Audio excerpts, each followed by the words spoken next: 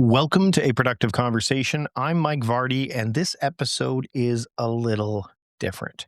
That's because I'm sharing a live, reflective conversation, mainly with myself, but there are people in the chat room where I've built it around 12 essential time crafting tips. Now, these aren't resolutions or rules, they're more orienting ideas, small shifts in how we relate to time, attention, and energy. And these are tips that you can return to whenever your days feel scattered or misaligned. I think it's a perfect way to wrap up 2025. And this is an episode you might want to save to return to later. Now, you don't need all 12 tips. One idea is often enough to kind of begin again. There's no checklist here. These are just ideas that you can sit with, return to, and apply in your own way.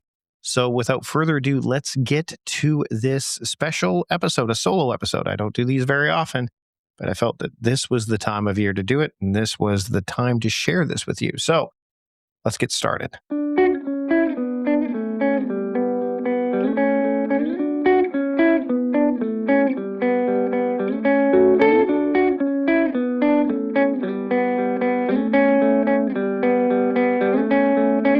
What I'm going to be doing here today as kind of a wrap up is to just kind of end off the kind of the calendar year with some tips that you can try.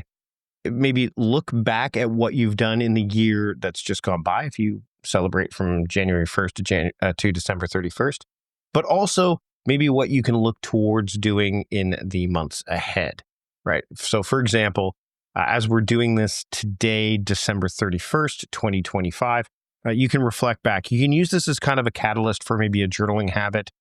You might even be able to take some notes or think about this as you go through this video. Again, whether you're watching it live or whether you are watching it after the fact, because these can apply at any time of year. I just wanted to kind of present something that I've been thinking about, not just in the past year, but leading up to this year, really. These are things that have unfolded for me as time crafting has developed and how this way of operating, this approach, has kind of come to bear year over year over year. It started off, of course, as the Now Year formula, became the Now Year method. Time crafting was how I planted the ultimate seed with it.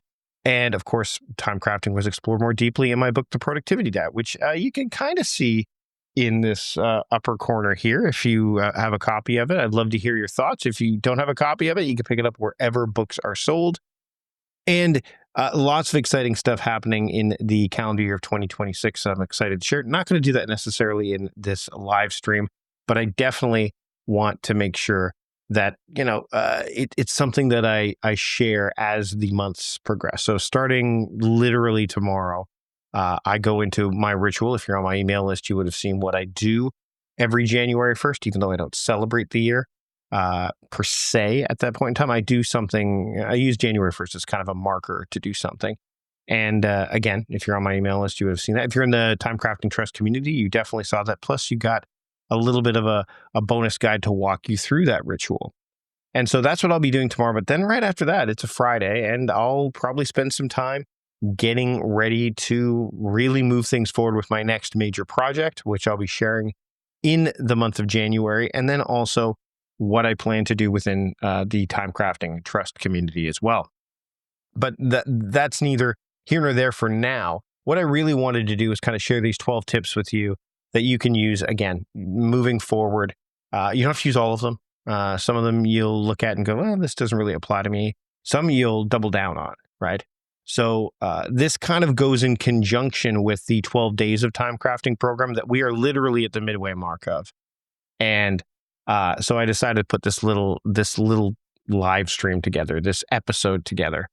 So that way it kind of goes in tandem with them. Now, again, these 12 tips don't necessarily relate to what you would get in the 12 Days of Time Crafting program or what you got in the 12 Days of Time Crafting program, because anyone who purchased it at that $12 price point, that ship has sailed. And if you remember the community, you have access to the 12 tips of time crafting, or the 12 Days of Time Crafting, rather, inside the community. But these are just the only similarity between them. Maybe there's two. One is the fact that there are 12 of them, but probably more deeply is that what I'm going to share with you, you can apply to some of those deliverables that you would get in that program. So without further ado, let's start to go through each of these tips. And this is, again, because this is going to be used also for an audio podcast, I'm not going to use a lot of visual cues. I'll just share these tips as well as some points alongside. If you have questions, if you have insights or thoughts that you want to share, put them in the comments, whether you're watching this live or watching the replay. I'd love to hear from you. And if I'm able to live, I will. And if not, I will do so after the fact. But yeah, we got a lot of folks joining us here today, and I'm excited to get started. So let's go. So the first tip, the first of the 12 tips, and this is one that I've really, I wouldn't say struggled with, but it's one that I haven't leaned into as much in the early part of my journey, and especially even in the early part of 2025, even though the productivity diet came out in March of 2025. That's really when I started to lean into it. But I've really been thinking about this for a long period of time. And what this tip is you've got to stop trying to manage time and start relating to it. So most of us have been taught either explicitly or implicitly that time is something that we can control. You know, we can tame it, we can dominate it. But when that doesn't work, we assume that we're the problem, right? But time really doesn't behave like a task manager. And that's why when people say, oh, I've got these time management apps, I think that's a broad category. First off, it's a misnomer. But if you were going to use that term, you'd be talking about a variety of apps, calendars, note-taking, journaling. All of those are related to the managing of time, or as I would prefer, the managing of your relationship with time. So time doesn't behave like a task manager, and it really doesn't respond to pressure or force. If anything, it responds negatively to pressure or force. It keeps moving, right? Whether we're ready or not. That's what happens with time. So a healthier shift to consider, and this is why this is the first tip, is this: really stop asking how to manage time and start asking how to meet it. So stop asking how to manage time and really start asking how to meet it. Some days, time's going to arrive gently, right? Other days, it shows up really loud and noisy and demanding. The real work isn't to bend it, it's to respond wisely. Okay? So when you treat time like a relationship instead of a resource, your whole posture changes. The relationship changes. Everything changes. You listen more, you resist less, and you really stop trying to win the day. We hear that phrase a lot. And you really just start trying to live inside it well. Okay? So we all heard the phrase, or some of us have, I know I have, Father Time is undefeated. You don't have to go to war with time. And when you try to manage it, that is what you're doing. So again, stop trying to manage time and start relating to it. All right. Second tip. Name what this season is for before planning anything. Now, let's get into what a season is. Now, I'm not talking, winter, spring, summer, or fall. All you have to do is call James Taylor. One of the quiet mistakes we make really when it comes to all this is assuming that every season, not just the natural ones, but seasons of life, they should all look the same. But we know that's not really true. If you think back, every season that you've had in your life, whether short or long, has a different look and feel to it. They don't have the same pace. They don't have the same ambition. And they don't have the same output, right? Seasons aren't neutral, though. They do have character, right? And you can see that, especially when you look back. So some seasons are for building, right? And some are for maintaining. We see that, again, whether you're looking at that from a day-to-day or whether you're looking long tail. And some are for recovering from something you didn't realize took as much out of you as it did, right? I would argue that 2025 might have been that for a lot of people. And maybe 2026 is going to be like that, right? But if you don't name what a season is for, then you'll default to more. That's what you'll default to. If I check off more boxes, if I do more, if I be more, that's where we go. Because if we go to more, we think we're more likely to find a thing, the thing, whatever it is, right? Actually, this came up with the community. It, right? The idea of it. You will keep looking for it. And that it doesn't necessarily mean a task. It means maybe more effort. Again, more pressure. We talked about pressure in the first tip. More guilt when you can't keep up, which could lead to more regret and more shame. And all that more, when you're seeking it, doesn't necessarily relate to doing more. It's other things that show up as more. So before you plan the days ahead, ask yourself really a simple question. What is this season asking of me? And don't dismiss this out of hand. Don't say, oh, Mike, I can't do that. I don't have as much agency over my time as you do. I can't ask that. It's a silly question to ask. Just try it. Ask that question. What is this season asking of me? Is it, you don't ask in an ideal scenario. You don't ask it in an aspirational sense. You ask in an honest sense. That's again, going back to tip 1, the only way you're going to have a great relationship with time is if you're honest with it and honest with yourself. So clarity in this area, when you name what this season is what the season is for, and ask yourself, what is this season asking of me? Clarity here saves an enormous amount of energy later, and effort and attention and all of those things. So that's the second tip. Name what this season is for before planning anything. And this is for those of you that are watching the live stream or listening right now, this is where the Ready Retreat can be really helpful inside of our membership community, TimeCrafting Trust. We actually do this kind of thing inside of the Ready Retreat. We're doing one in January. So again, if you're interested, you could check out the TimeCrafting Trust community. Easy for me to say. What's easier for me to say is tip number 3 after I take this sip of coffee. Tip number 3 is to design days around themes and not tasks. So what's interesting is often what we'll do is we'll ask ourselves that big question. What do I get to do today? Actually, what do I need to do today? What do I have to do today? And that immediately goes into the details, the tasks, right? Whenever I wake up, and I've mentioned this before. I mentioned this in the book, The Productivity Diet. I've mentioned this in my other work. When I wake up in the morning, so for example, today is Wednesday. When I woke up, I didn't say, well, what do I need to do today? There were certain things that were on the calendar, which I saw, and this is one of them. But I don't ask myself specificity out of the gate. Number one, you can hear me. I'm not great in mornings necessarily. I'm not at 100%. I'm a night owl. So to get that detail oriented, even with a plan in front of me, my mind will wander. But if I ask myself what the theme of the day is, which is editing, that's what today's theme is, then all of a sudden I've created a little bit more of an area of focus. I've harnessed my attention to that. So I'm cutting out the more, which we talked about in number 2, and I can actually look at these things. Because remember, tasks multiply, and they always will, right? Themes, on the other hand, what they do is they unify, right? So when you build a day or any period of time, whether maybe it's horizontal theming or what have you, but we're focusing specifically on the day here.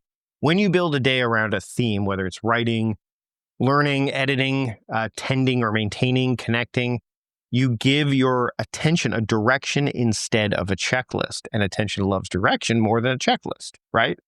You're no longer asking what's next. You're asking what fits here. Themes, what they do is they reduce friction. And friction is really a big pain point because it shows up even when we try to eliminate it. So we have to try to find ways to reduce the friction in our lives. And what themes do is they reduce friction because they answer questions in advance. That's literally what happens to me every morning. They create a container for choice. So when those distractions or disruptions show up, and they always do and they always will, you have something to measure them against. So a theme day, and I've heard this before, Mike, that sounds too rigid. It's not rigid, it's orienting. Like it gives you that sense of direction. You can decide what fits into a theme. You can make your themes as broad or as wide as you need them to be. That's why they're personal, right? There's nuance involved. So themes, a theme day isn't rigid. It's orienting, right? And it tells your attention where, for lack of a better term, home is, okay?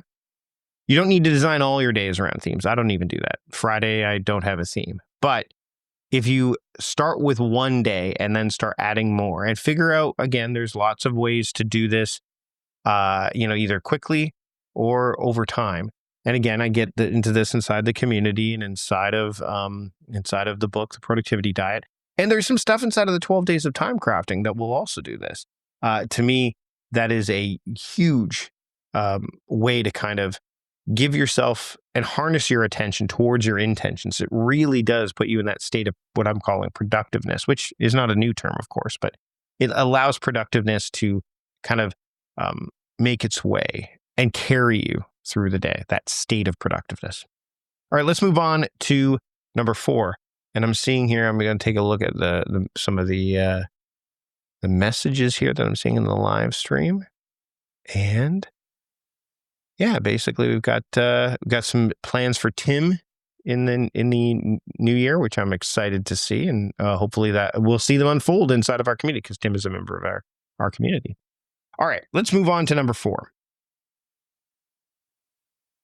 Number 4, and this seems like a no-brainer, I would think, but again, it relates back to number 2 because we look for more, and it also relates to number 3 because again, you're creating this filter or funnel for your focus. The tip number 4 is reduce choices before increasing commitment.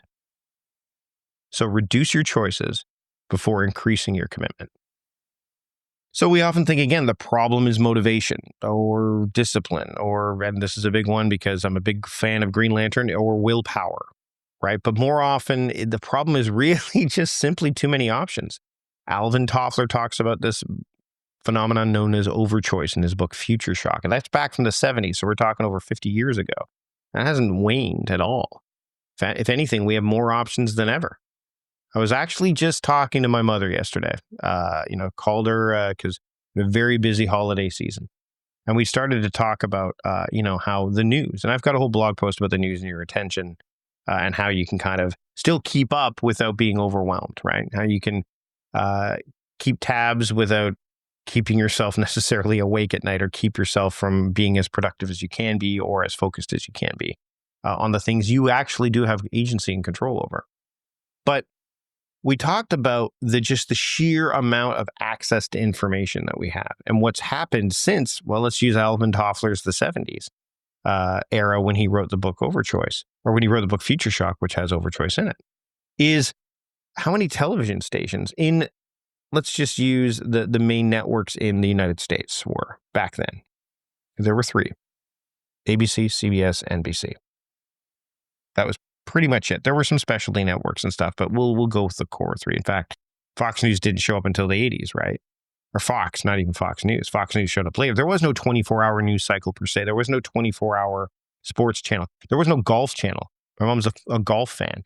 You can watch Golf Channel 24 hours a day. You can watch anything 24 hours a day. We have access to the internet. You can get information at any given amount of time, which means you're seeing a lot of stuff come your way, which are essentially options, right?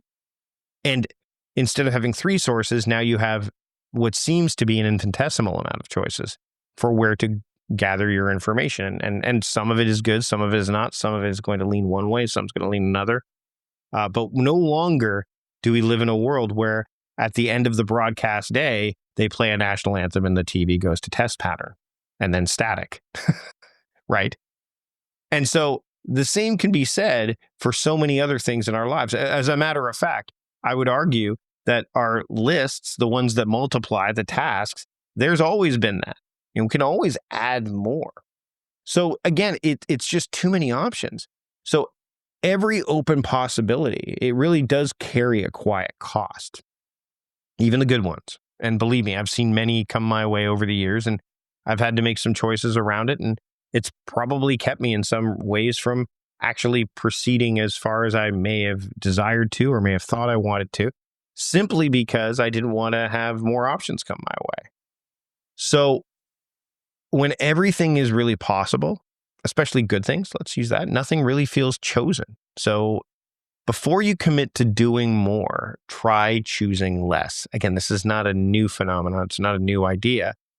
So remove options that don't matter right now. Again, this relates back to the season tip number 2, right?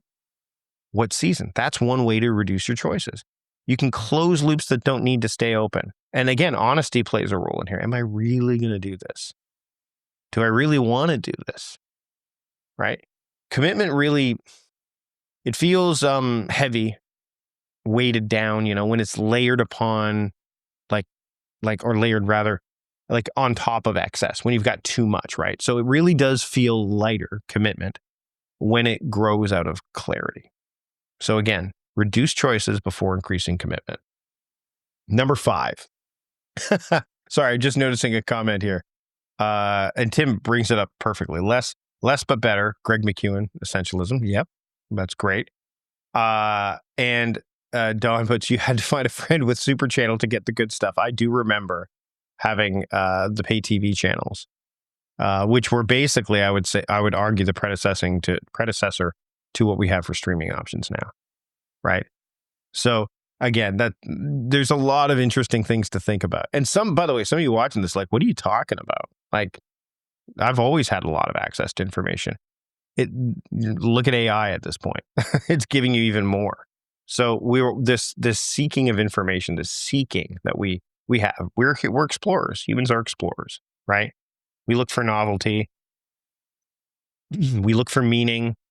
We look for purpose, even in the small things, right? Even if we're not intentionally necessarily finding it purposeful, we are looking for these things. We seek, right? And we have so many things to look for and look toward and seek out. Reducing the choices is what you have to do. By the way, number 5, let's move on to that. This is, again, not new. And I'm seeing more of this, especially when it comes to analog tools. We were talking about Sarah and I, who's in the chat right now. Really, we talked about the idea of analog and how there's this resurgence of analog, right? Handwritten tools, notebooks, fountain pens. I mean, I'm a huge fountain pen fan. The bullet journal, right? All of these things. But really what this is externalizing your thinking, getting it out of your head. By the way, this can happen digitally as well, right? So tip number 5 is externalize thinking so your mind can rest. Basically, this kind of aligns with one of my old phrases I said, and it was a bit too absolute, but I'll throw it out here anyways. Capture everything, regret nothing, right? The reason that I suggested that is because if you get those things out of your head, and this is not new. David Allen talked about mind like water. We've heard about getting things in front of you. Tiago Forte talks about building your second brain, right? If you externalize your thinking, your mind can rest. It can actually do the thing that only your brain can do, right? Your mind is absolutely brilliant, but it is a terrible storage unit, right? When you keep everything in your head, your attention really can never fully land. Part of it is always like guarding or remembering or rehearsing, right? Writing things down and writing. My daughter even says this. Now I'm going to write this down. She pulls her phone out, and like that's not really. I guess that's writing, right? Because it's typing, right? So writing things down, it really isn't about productivity, right? It's about kindness. It tells your mind, hey, you don't got to hold this anymore. Think about it that way, right? So externalize thinking so your mind can rest. Once your thoughts are outside of you, you can look at them instead of carrying them, okay? You can shape them. You can return to them very easily, or you can just let them go. A rested mind, it doesn't come from doing less. I think this is the misnomer that people have. I'm just going to do less. It comes from holding less internally. If you've ever had a day, you probably have, where you haven't looked at your list. Let's say you haven't. I've done that, right? And you do the thing that you know matters, just innately. And because you've got your other stuff written down and captured, you can trust what your mind is telling you at that point. And then you can also trust that you can return to the things that are captured later. For me, as someone who writes, that's a wonderful gift. Because then I can say, hey, I don't know what my other stuff is, but I don't need to know that. I just need to focus on this. I need to devote my attention, my concentration to this. So I don't think we hear with this tip, we just hear capture everything, get it out of your head. But why? It's so that your mind can rest. It needs to. So that you can really tap into its brilliance. Okay? All right. And by the way, the idea of capture everything, regret nothing, that went out the window for me after watching the movie The Secret Life of Walter Mitty, the Ben Stiller remake. And there's a particular scene where he finally, spoiler alert, goes and runs into the photographer that he's been communicating with. I don't really give up too much when I'm saying this. It's really a wonderful movie, highly underrated. And there's a moment where the photographer sees, I think it's a snow leopard in the distance, and he's got his camera ready. And Walter Mitty, played by Ben Stiller, and the photographer, played by Sean Penn, they're together, and Walter Mitty says to Sean Penn, as he sees the creature there, he says, "Aren't you going to take the photo?" Because sometimes I don't. I just want to be with the moment. And I think that, number one, that's absolutely wonderful. And again, he says sometimes I don't. It's not like he never does. It's just sometimes that he doesn't take the photo. And I find that when I saw that, for me, that was very much oh, right. Not everything needs to be captured. Because by capturing the other stuff, my brain, my mind does have the space for that. Which I, by the way, can write about in my journal later, which I often do. But I don't necessarily take the photo, or I don't necessarily write it down in that moment. I kind of let the moment be. So when that came to mind and I saw that, I'm like, oh, then you may not want to capture everything. So again, externalize your thinking so your mind can rest. Number 6, we got a lot of comments in here, which is great. Treat energy as a constraint and not a flaw. So I've noticed over the past 15 years of doing this work that my ability to stay productive, or stay in stay in the activity of producing, let's use that, has, I wouldn't say waned, but it's changed for sure. And my energy isn't what it used to be. Right? And we all, unfortunately, or fortunately, depending on how you want to look at it, that all happens to everybody. You can't do what you used to be able to do when you were younger, right? And I find it really interesting that as I'm going through these things, and I know it's not going to get, I know that I'm not going to have these surges of energy, or it's not going to get back to the levels it was more consistently. I guess that's probably a better way to put it, unless, some lifestyle changes. There's things around that. But my point is that the propensity to look at that change and get down about it, or looking at it as a flaw rather than a constraint, can really hamper your ability to get into the state of productiveness that we want. Because a state is more level, right? Whereas productivity, bouts of it, it can spike, especially if you're using energy. And it may not spike, because if your energy can't get that high, it's going to be at a level set. So productiveness is really gentle on your energy, I guess. But we have to first off, we have to take into account energy management anyway, but it needs to be looked at not as a flaw or a weakness or something to fight against. It's just a constraint. We're really quick to moralize it, right? Like, again, as a night owl, the idea of, oh, how come you don't have enough energy in the morning? Because my body isn't wired that way. High energy is praised. Low energy is treated like a failure, right? But energy really isn't it's not a character trait. It's a condition. It's a condition of what's going on. Again, maybe in the season that you're in, maybe the age that you are, maybe the likability of the thing you're doing, right?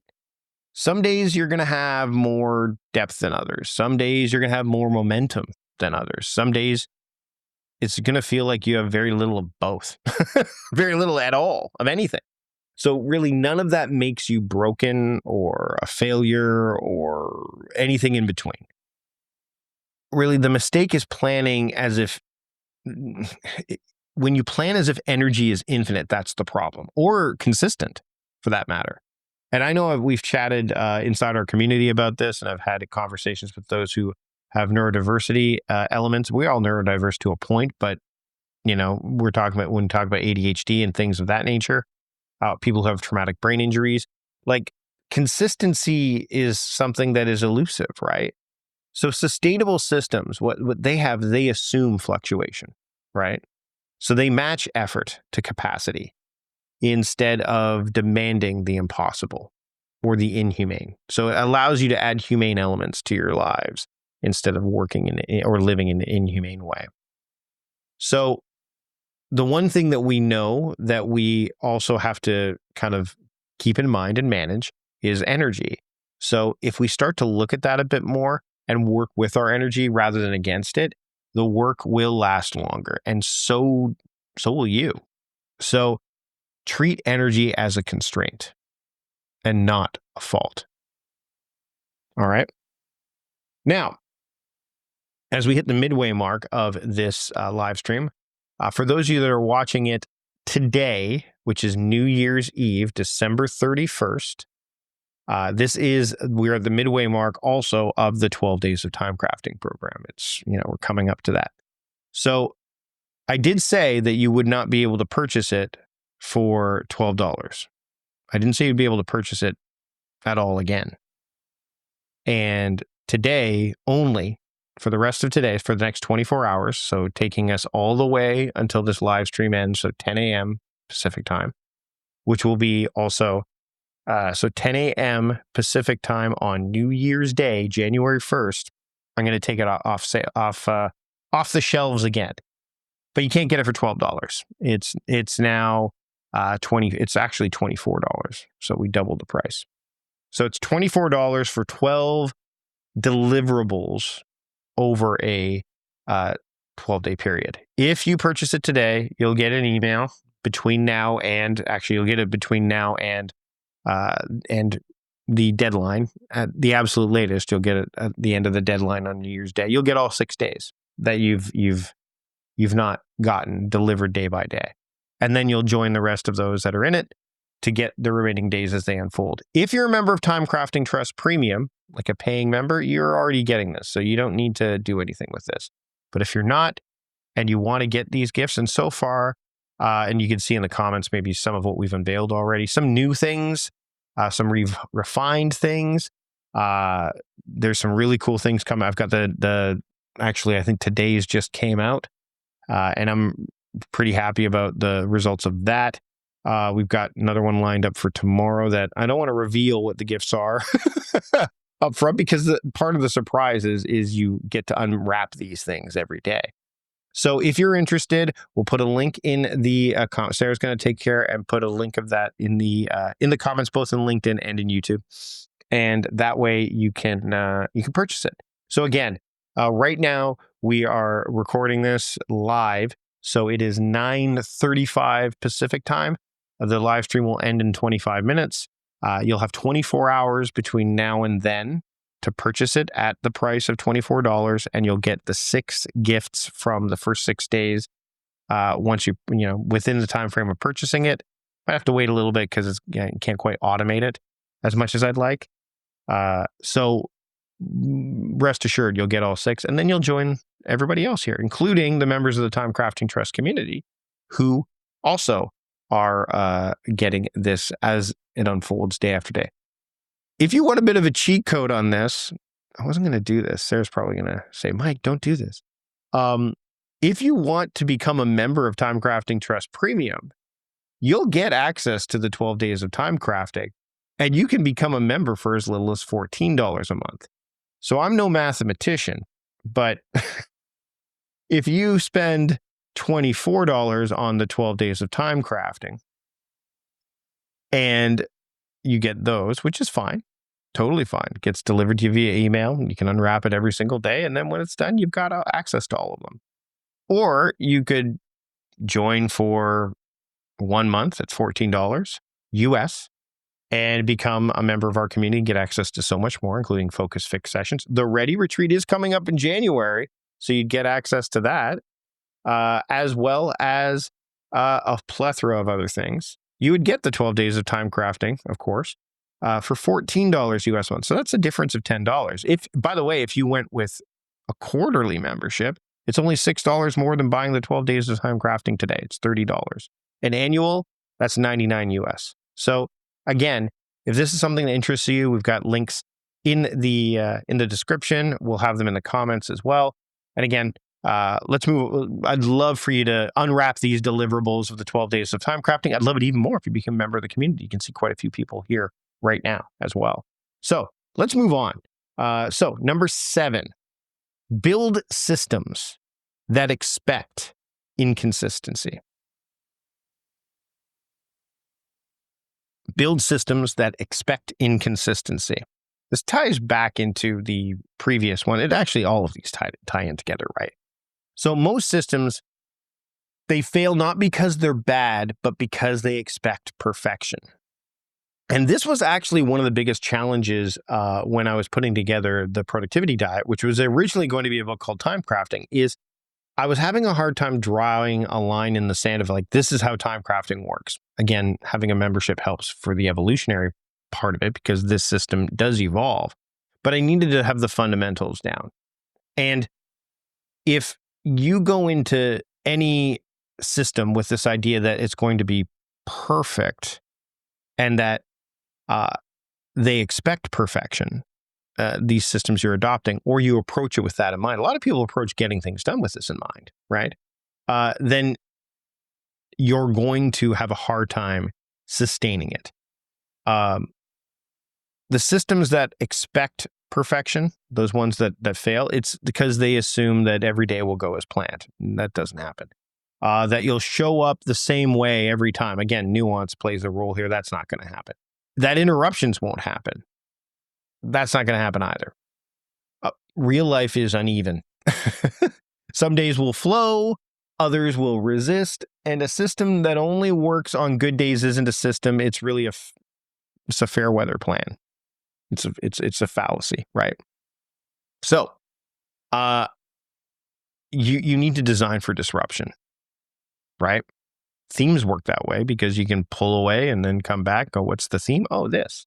Or using attention pass can be really helpful here. Oh, I'm tired.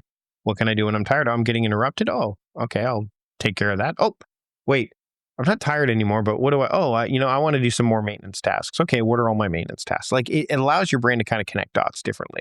And those dots aren't exactly so specific that you get paralyzed. I mean, again, that can happen with anything. But the way that TimeCrafting is built, it doesn't really allow for that in the same way. You've got to build in forgiveness as well, right? You've got to make it easy for you to resume, as I just touched on, not just to get started, okay? Durability, which is one of the core kind of pros, for lack of a term, or benefits, or even qualities, that's probably the best way to put it, of TimeCrafting: simplicity, flexibility, durability, and sustainability. So durability, what it comes from expecting inconsistency, okay? So, and not being surprised by it. So if you build a system that expects inconsistency, you're going to be able to get through, and not only get through, like survive, but thrive. So again, number 7, build systems that expect inconsistency. Number 8, allow range instead of chasing perfection. This is a fun one. So allow a range or tolerance instead of chasing perfection. So perfection is, well, it's seductive because it feels clean, right? It feels, it feels clean. But it's also pretty brittle, right? Real progress really lives in a range or in ranges, right? Close enough, almost there, within tolerance, as I pointed out, good enough to continue, okay? If you think about adjusting, well, the temperature in the shower, right? You don't get it exactly right. You shouldn't expect to get it exactly right out of the gate. You might get close, right? And after you're familiar with the shower, you could probably know, hey, if I have it at this temperature, it's going to be spot on. But what if somebody decides to run water somewhere else in the house? That changes things, right? So there's external factors in mind. And also it could be dependent on how you're feeling that day. Maybe it is too hot. Maybe it's too cold. So you move the temperature back and forth until it feels workable. And again, some showers don't have that, precision. Like we have one where the temperature is set at a certain level and we can always get back to it. But some you're playing with the dial, right? You're moving it back and forth until it's set. That's not failure. You're not failing at showering. It's responsiveness, right? Hey, this is happening. You're not going to beat yourself up over it, right? So when you allow range, you're really staying in motion, right? When you demand perfection, you're going to stall. So again, this leans back to number 7 as well. So the goal isn't to hit the mark every time. It's to stay within reach often enough to keep going, right? And another thing that's interesting when you think about it is we often are chasing perfection, but number 1, it's not the right season. So that makes it even worse.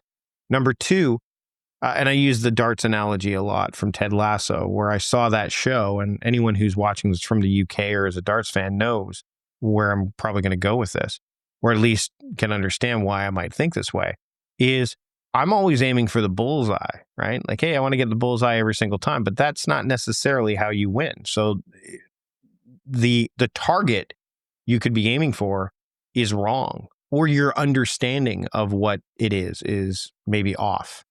So range is really helpful. So I think it's important. That's why it's one of these tips is to allow range instead of chasing perfection.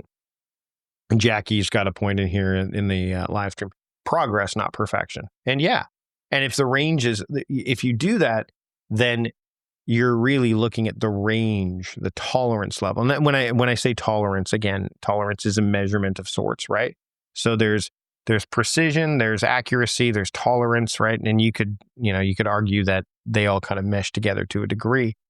But perfection is, and Jim Sinegal used to say this at Costco when he was CEO. He goes, the pursuit of perfection is not ideal. It's a bad idea. Instead, we should be seeking excellence, right? You can do that by perfecting things, but you'll always be perfecting things. So again, allow range instead of chasing perfection. And these are all things that I think you should keep in mind, not just as we head into 2026, but, beyond. All right, number 9, decide what enough looks like in advance. Decide what enough looks like in advance. If you haven't defined enough, and by the way, you may not like the word enough. I've not been a huge fan of it over the years. I've gotten better with the term because I've always thought that enough is just one step above not enough, right? It's a very tenuous place to be. But again, if you're allowing range, then enough can be wider. Plenty is the same for me. I actually used to like to say, oh, you're plenty. But you could argue that, well, how far away are you from not being plenty? Like, what if you've got a plentiful life, what gets taken away so that it's no longer plentiful? So you could make those semantical arguments across a wide variety of words. But enough, and my friend Patrick Rohn, who's written a book called Enough, he actually, of course, if you're listening to the podcast, you know that we do a monthly series and we dive into these kind of ideas. And if enough isn't defined, Patrick defines it really well in his work. And for him, too, that's another important thing. If you don't define enough, then what it'll do is it'll expand endlessly. You'll always, again, it'll go back to that more. You'll keep polishing. You'll tweak. You'll tweak it. You'll tweak and you'll kind of, you'll be tweaking it, but you'll also feel like, you'll get irritable. You'll revisit. There'll be a revisiting. There'll be a refining. There'll be a revising, revamping, optimizing. Not because it's needed, but because there's really no clear stopping point. Again, I ran into this issue when I was working on my book, right? And it's an issue that I've run into every time I've worked on a book. Like, okay, is this it? Okay, this is it. Oh, but I could add this. No, this is it. I've gotten better at it. Because you have to decide where is the point where that's it. We're done. So deciding what enough means before you start, as much as possible, it protects your energy and it protects your attention. It gives you permission to stop without any form of guilt, or, regret, shame, all that stuff, right? And, oh, I like this phrase, actually. We'll come back to it in a second. I see it in the chat. Tim's brought up. Enough isn't laziness, by the way. It's really discernment, okay? We can't confuse those. External factors might make us think that we do or make us want to, but really we need to have some resolve around that. Like, hey, I'm making this choice not because I'm lazy, but because I recognize that this is enough. It's knowing when continued effort adds a little value and choosing to redirect instead. So when you decide, and by the way, this is what Tim says. I like this phrase. It's his grandfather used the phrase elegant sufficiency. I love that because it's kind of, it creates an image in your head of like, hey, this isn't just sufficient. It's sufficient in a way that feels right. So if you don't want to use the phrase enough, that's totally fine. But the premise of deciding what enough looks like in advance is still valid. All right. We're in the home stretch, the last 3. Number 10, create pauses on purpose.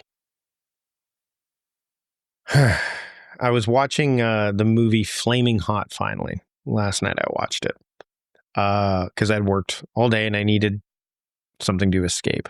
Just my brain was fried. And Flaming Hot, for those that don't know, it's I think it was on Disney Plus. Would have been a Hulu show, I believe. Directed by Eva Longoria, probably best known for the TV show Desperate Housewives. But it's the story of the creation of the Flaming Hot Cheetos and the spicy blend. And it's a really inspirational story. I don't want to spoil it. But there's a point in the film, they do it a couple of times, where things are getting harried and frenetic and chaotic, and there's a spiral happening. And the lead character and his wife, they stop for a second and they go, okay, let's count. 3, 2, 1, breathe. And it was really interesting is that it just kind of brought everything down because you could feel the blur happening in those scenes where it was happening. We have those happening in our own lives. And without pauses, everything blurs together. Even I'm deliberately at this point taking, and this wasn't intentional, at least out of the gate, but after I recite each tip, I'm now taking a sip of coffee, which is acting as a pause. That way you have a chance to, oh, this is the tip, and then he's going to repeat it. Otherwise, this is a blur, right? Even now you can hear me talk, I'm slowing down a bit, right? And slowing down is basically the precursor to pausing, I think. So when everything blurs together, you move from one thing to the next without any kind of integration. You're doing plenty of stuff. There's that word plenty, but you feel oddly untouched by it, unaffected. Pauses aren't empty space. They are connective tissue. Juliet Funt talks about this in a moment to think, right? Or a minute to think in her work. Pauses allow learning and they allow meaning and they really do allow insight to settle. So if I pause here and you're watching this or listening to this, then it gives you a chance to, quote, catch up, to think more, to understand, to acknowledge, to maybe add something to the conversation. So even a brief pause, by the way, breath, like I just illustrated, a walk, a moment of silence. It can change how the next wave or block or theme of time unfolds, right? Just like when I talked about the mind being at rest, rest isn't the opposite of work. It's really part of how the work becomes whole. So create pauses on purpose. If your day is jammed from beginning to end on your calendar, create some buffer time. Either deliberately put it there if you can't have the willingness or you're short on will to do it yourself, or know that in these themed periods that you've put on your calendar. Let's say you're time crafting and you've got these themes, having those spaces in there for rest is really important. Or again, just taking a deep breath and pausing along the way. All right. And yes, Tim brings this up. Pauses given. When you pause, it gives you rhythm and cadence, right? It creates that. Even as I'm doing this now, because I'm looking at the time going, I want to get this done by, within the hour. Sometimes that won't happen, right? Sometimes it will, right? But I think that those pauses really, really matter. Don't have to be long.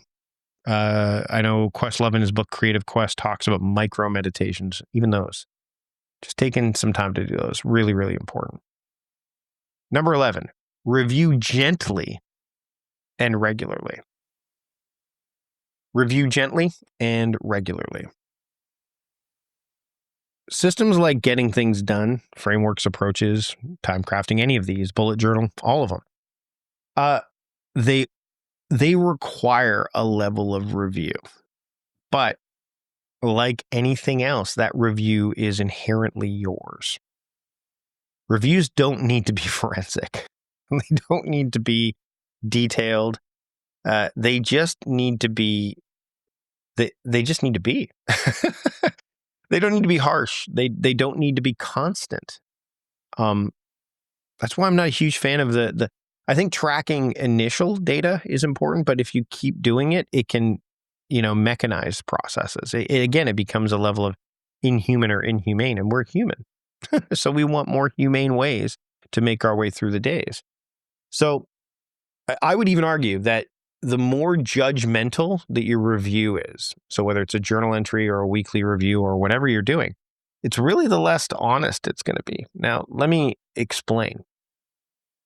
When you get too judgmental, you really stop noticing what's real and you start defending yourself from the process, right?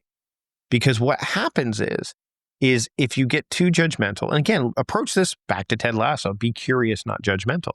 If you approach this from a level of curiosity as opposed to judgment, you want to learn more. We talked about this right earlier in the tips here. We are seekers, we're explorers. That's humans naturally look for those things.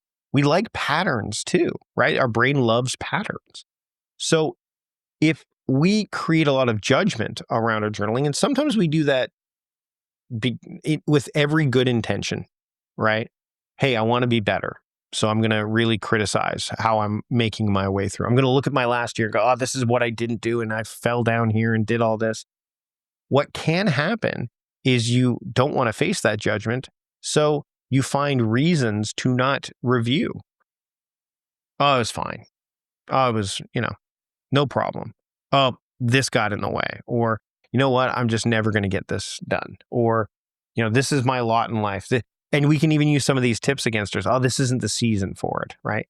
Honesty is really important in these things. And again, you don't have to make these reviews, whether they're daily journals, weekly, however you're going to do it. If you approach them with curiosity rather than judgment, you're more likely to lean in than run away. So I would say a gentle review really asks simpler questions. And again, this doesn't have to be complicated. What worked? What didn't? What wants adjusting? Like those three questions. When a review or any kind of reflection becomes a rhythm and not a reckoning, and yes, I did write that down because I like that phrasing, it supports learning instead of fear. Okay? And I've said this many times before. If the calendar offers you the directory of your days and the to-do list offers you the details of your days, then the journal or the review or however reflective practice you're looking, it's going to fill in the blanks. It's telling the story of your days, right? And that's a story of you. It's a story worth reading. It's a story worth keeping. But it's got to be honest, right? So again, review gently and regularly. And if you approach, I believe, with curiosity, you're going to be able to hit both of those. Finally, let's move on to the last one. Number 12, return often. Progress is cyclical. We'll get into what I mean by that in a second. So return often. Progress is cyclical. In our membership community, whenever we do a Ready retreat, which we do 3 times a year, I think 3 times a year. Yes, I'm looking at my calendar for next year, the TimeCrafting calendar, which you can get at newyear.com, NEUYEAR.com. If you don't already have a wall calendar, Jesse Itzler makes a great one too. The Ready retreat happens, and then the month after that in our community, we do a workshop called the Ready Return. Because in that time span of 4, 5, 6 weeks, whatever it is, life happened. There are things that you didn't anticipate. And so to return back to what you mapped out, or what our attendees mapped out at the Ready retreat, is really powerful. So yeah, like when we do the Ready retreat, and in 2026, we're doing it in January and May and September, the months after, February, June, and also October, it gets you a chance to get back to that. Because again, progress is cyclical. Progress doesn't collapse when you drift. It just collapses when you decide that drifting means that you've failed. And again, I think this becomes easier the more lived experience you have. Because you've had experiences of where you can go, oh, you know what, you're right. Like I drifted, but there was a purpose to it. Or it doesn't mean I've gotten completely off track. Again, reflection allows you to get back on track easily or course correct.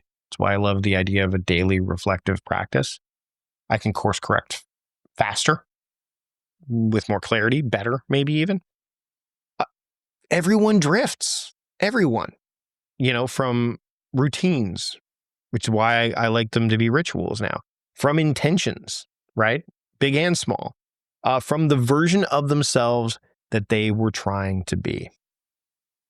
The skill here isn't to stay perfectly aligned or attuned. I like using the word attuned as well. The skill is really noticing it and then returning. Every return strengthens trust. So when you are using a paper planner and it falls by the wayside for a few days, and then you go back to it, you start to trust it more. And you don't just trust the journal or the planner or, let's say, an app or whatever more. You trust the link between them more. You trust yourself more. You trust that you know what to do in situations like this more. All of that. So it's not just strengthening trust in that moment. It's building a stronger level of trustworthiness over time. So every return strengthens that across the board, with yourself, with your systems, with time. You don't need a dramatic restart. I mean, we're literally doing this the day that we're getting ready to turn the calendar from 2025 to 2026. And often we make January 1st that dramatic restart, right? For me, it's not January 1st, but it's September 1st. And by the way, eventually it will become my birthday. I know that that's eventually going to be what my season looks like. Actually, let me rephrase. I have a sense that that's what's going to happen, but it all depends on how the future unfolds. What if I decide that September still works because the summer, July and August for me, is still a time where my daughter comes home from university, or we go on trips because, my son is done. He's in university now, although, again, we're talking years down the road. Or, my wife, doesn't have to do as much work in the summer. Like, what if, I don't know. And I have to be open to that too, right? But the return and that idea, because I trust that, like, I can move that year. If I decide September 1st no longer serves me and I want to move to my birthday, I can, and everything follows. If I want to go back to Groundhog Day, which used to be the start of my year, I could do that and it will follow. If I want to go to January 1st, I could do that and everything will follow. you don't need a dramatic restart. Maybe you're going to use one. Maybe you're going to start with that today or tomorrow if you're watching this as the year turns. But you don't have to make it dramatic. You just need a gentle step back toward what matters. So, as we wrap up this live stream and this episode, a couple things to think about. If you're listening to this on December 31st and you want to take some time the next day, January 1st, to make that gentle step back toward what matters, I encourage you to go through that journal that you've been keeping or the journals you've been keeping and just sit with them, read them, go through them, review all of these steps, these tips that I've talked about. There's a blog post that we're going to link to this as well inside the description. So you can go back and see the written comments around each of these. Return to as many of these as you want. I can tell you that on January 1st, I sit in the chair that is literally right back here, which if you're watching it live, is just behind me to my right. And I will read my journal entries for the entire year from January 1st, 2025 to December 31st, 2025. And I'll take notes. I'll look for patterns. That January 1st is incredibly quiet. And so that's what I do. I would encourage you to take January 1st and spend some time in that reflection, big or small, right? Reflect on what we shared today. Reflect on what we shared in this episode, in this live stream, on the blog post. And I would bet that it's going to help you craft the months ahead in a way that works best for you, no matter what season you're in. So with that in mind, and by the way, I want to thank everybody for being here today. Whether you're watching live, whether you're listening to the podcast episode, really big thanks for being here and for keeping up with my work throughout all of 2025 and perhaps before. And I hope to see you more in 2026 as well. We've got a lot of great stuff planned as those seasons kind of unfold. Want to thank everybody that is a member of the TimeCrafting Trust premium community. Thank those that picked up the 12 days of TimeCrafting. Don't forget, as you're listening to this, if you're listening to this between the end of the live stream and New Year's Day, if you want to pick up the 12 days of TimeCrafting, you've still got a chance to do so. And then after that, vault closes. If you're a member of the community, though, you have access to it as long as you're a member. So I want to thank those. I want to thank Sarah, who has been, we've tried to define what her title or is inside of the work that I'm doing here and the work that we're all doing here, as not just somebody who's helping with the work and helping shape the work, but also allowing just kind of she's embracing the work. Embracing what we're doing here. I owe Sarah a lot for that. So thanks to Sarah for that. Thanks to all of the members of the TimeCrafting Trust community who are trustees, who we bounce ideas off of as well to make that community better. And thanks to everybody who subscribes to my emails, the weekly emails, the Lantern. We're about to turn the page on volume 1 in a few weeks and go to volume 2 of the Lantern. And I want to thank you for watching and listening.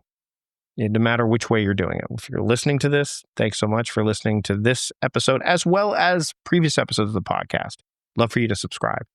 If you're watching this on YouTube or LinkedIn, I'd love for you to follow me on LinkedIn or subscribe to the YouTube channel. We got big plans for YouTube in 2026. So thanks to everybody for being here. I hope that if you're, no matter when you're watching this, I hope that the months ahead are great. And if you're watching this particularly live or listening to this as we're about to turn from 2025 to 2026.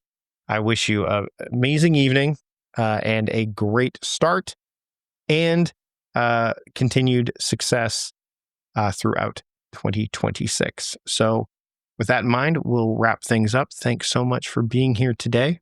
Happy New Year.